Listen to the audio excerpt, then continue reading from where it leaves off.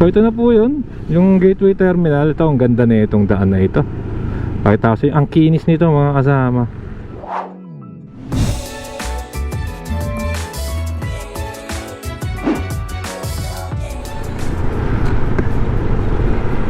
Okay, magandang araw mga kababayan, no? Dito tayo ngayon sa Tansa.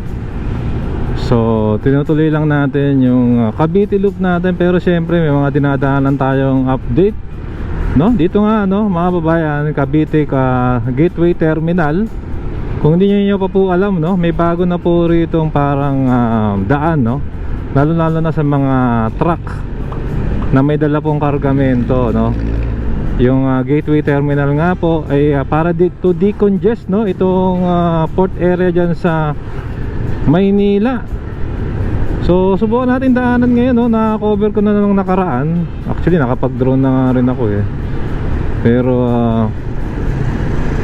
tignan natin.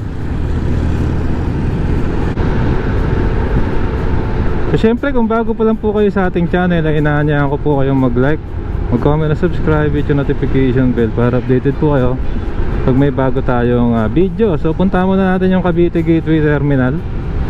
Pakita ko sa inyo kung bakit siya importante. Kasi alam niyo naman po yun, no? Yung ating pong port area sa Maynila, hindi na po lalaki kung hindi na lang tatambak muli ng lupa, no, to expand. So kagandahan po nito, di ba may gagawin nga pong Bataan Cavite Interlink Bridge. Pag nagawa po yan, tas may terminal pa, talagang mabilis na po yung mga kargamento, no? Sipin nyo, babagsak dyan sa Maynila, dadalhin dito, pwedeng idiretso ng Maribeles, patawid ng Bataan. Dyan din sa Bataan po, meron din po silang economic zone dyan, no? So vice versa po yung mangyayaring palitan po. Uy, may mga prutas. So ito na po yun, yung Gateway Terminal. Ito, ang ganda na itong daan na ito. Pakita ko sa inyo, ang kinis nito mga kasama. Yun, oh, uhuy, ang ganda. May mga dumadaan na rin mga sasakyan dito, no? Ayun, oh. So mainly magkikater to sa mga truck, mga kasama. At napakalapit niya, no? Ilang kilometro na lang to dun sa Bataan Cavite Interlink Bridge.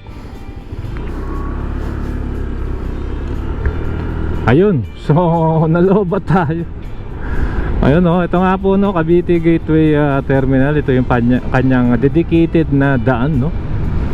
So kudos, no, para yung, kasi ang nangyari mga kasama, dati nung hindi pa gawa to, nabutang po yan, doon madaan yung mga truck. So residential area, tsaka lubak-lubak dahil nga daan yung mga truck.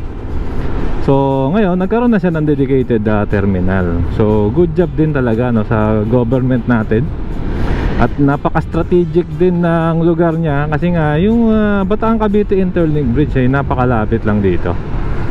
So ayan, nagpipicture pa si nanay. At may malapit pang mga pasyalan, no? Hotel and Resort, Tansa Oasis, shoutout naman, no? Kamusta naman, maganda ba dyan? So yun nga yung mga truck, dump truck, container truck, basta truck. Mas okay na sila, na-divert na, no? Malaking nakahinga po yung barangay doon sa kabila. So ito na po yung mismong terminal. Ayan, no? I-drone na lang natin to para mas makita nyo. Pero yan, pasyal ko lang din kayo. Kanan ako rito, tapos balik na lang din tayo. So yan yung mismong terminal. Yan na po, Manila Bay na yan. Kanan lang tayo saglit. Tingnan natin yung Oasis. So ito yung barangay dati. So dito po dumadaan pa yung mga truck, which is kawawa po yung barangay, no. Siyempre residential area na yan. Ayan. So nasa gilid natin mismo yung terminal. Ayan, dito dumadaan yung mga, pakita ko lang din sa inyo.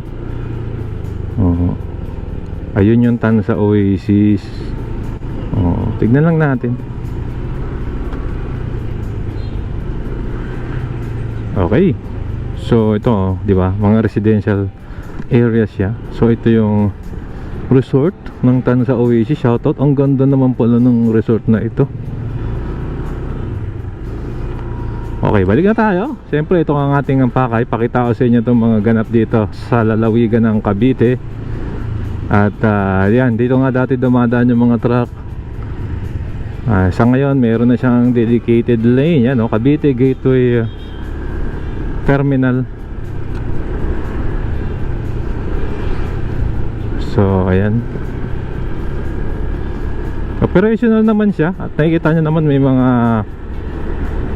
truck na rin tayo nakikita. Alright, so tingin ko mas magandang pakita ko na lang sa inyo ng drone shot, no? Para mas ma-appreciate nyo tong daan na ito. So pwesto lang tayo rito, pero napakakinis, oh. Tingin ko mas okay dito mga kabayan, mag-practice mag-drive yung mga newbie, mga student. Kasi konti lang yung dumadaan dito ngayon. Dito muna tayo, gilid tayo, ang daming ibon,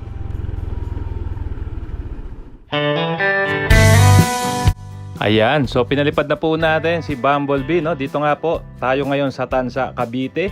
Mga kasama, nakikita nyo napakagandang daan na ito, no? Dumaan po sa kabukiran. Mga kasama, ito nga po yung daan ng Cavite Gateway Terminal, no? Malaking bagay po, no? Naibsan po yung problema po ng mga residente, kasi nga po nung wala pa yung daan na ito ay doon po dumadaan yung mga cargo truck, no? Doon sa kalsada dito sa barangay dito. So ito nga po dedicated lane or road na, no? Sa mga cargo truck, at mas safe na po yung mga residente, at meron pa silang magandang daanan palabas po ng A. Soriano Highway.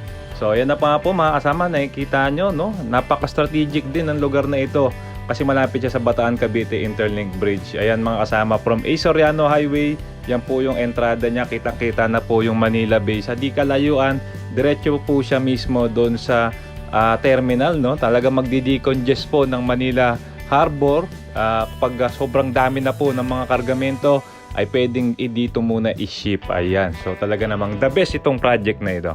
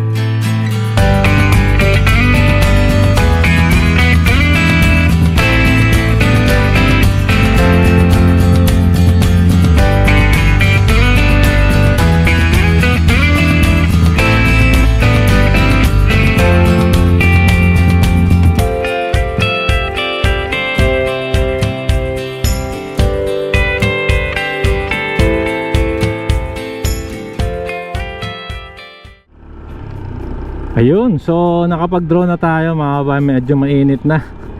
So ito nga, side trip lang natin to, na currently nasa challenge tayo, no? Cavite Loop mga kasama. At ito nga po ang Gateway Terminal. So far walang masyadong kargamento. Sana dumami pa, no? Ibig sabihin na masigla po ang ating ekonomiya, no? Maraming mga container mga kasama. Ayan, so napakagandang daan at dinadaanan na rin ng mga residente. May alternate route na sila, no? At mas safe siguro.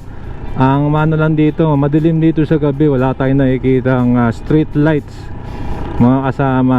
Yun lang siguro, no? At kadalasan kasi lalo na dyan bandang Tagaytay at Indang 13, ano pa ba? May mga dyan, may mga yung mga bypass road po nila, may mga street lights. So lalabasan po tayo ng A. Soriano para tuloy yung ating Cavite Loop. At ayan, malapit lang po ito sa gagawing Bataan Cavite Interlink Bridge na talaga namang kaabang-abang, no? isa sa mga project of the century ng Pilipinas. At talaga namang din na ako talaga namang excited na tayo, no? Makita, maumpisahan na yung project na yan. Siyempre mga bayan, palabas na tayo. Kung nagustuhan nyo itong video ay inaanyahan ko po kayong mag-like, mag-comment at subscribe. Hit yung notification bell para updated po kayo pag may bago tayong video. So ito po, tutuloy na po natin yung Cavite Loop. Sana gustuhan nyo. At syempre huwag nyo kalimutang i-subscribe din, no? Yung Masarap Maglakbay TV, ang vlog po namin, separate vlog po namin ni Isay.